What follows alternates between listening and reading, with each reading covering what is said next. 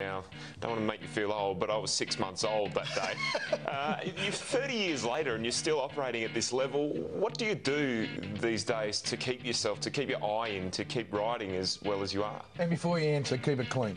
I was just going to say, I probably can't say that on this show, but it does work, believe me. I knew the answer was coming. All right, and now this is a little disclaimer. This could be disturbing vision for all of our viewers. In the red corner, weighing 145 kilos, R. Calendar. In the blue corner, weighing 52 kilos, poor little Brian York. Richard, what happened?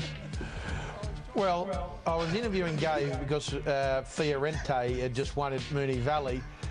Yorkie didn't realise what was doing. It's only television, Brian, and Yorkie just walked in between, and it was just reaction. I've tried to stop him, and Yorkie was having none of that. He barred through. There was a little bit of, not with those shoes, thanks, mate. There was a little bit of that sort of work there from you, Rich. And the interestingly named filly came away. Scratchy bottom, 2.5 lengths. Super Fun second, down under Brent. Rick Jamison Gilguy Farm reckons it's named after a place in England. Well, there is a place in England called Scratchy Bottom.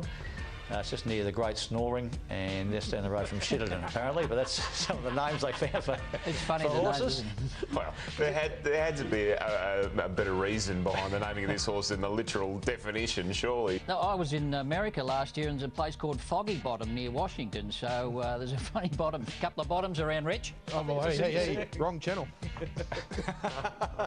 It was Nash Ruilla said in an interview after the race, Mark, he said it was nothing but a track gallop from the 1200. Yeah, well, I've never seen horses go slower in my life, and he's the sort of horse, if he can get to the front and pour the pressure on from about the 1,000, he's hard to get past. What'd you say? I was going to say to you, didn't you see Michelangelo's track gallops? Sorry. OK, well, Michelangelo's in the paddock now. Different nacks, different horses, I suppose. So what do you do, Gay? You had to give him obviously time, but how do you get him to come back and do things right? Well, I work with a couple of other horses and let him sit behind and, you know, smoke a cigarette or roll a joint and enjoy himself. Did you understand what it was about? There's no smoking in here.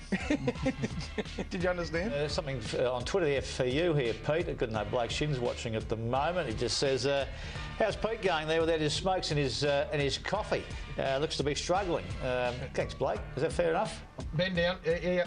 Yeah, I got the coffee here, thanks very much. He got the coffee, and what he did was he lit 6 cigarettes, put it inside the coffee, and the smoke's just coming up through the top of the lid. Now, he broke the records out the front. There's a pile out the front, but that's part of life, and you love a coffee and a cigarette.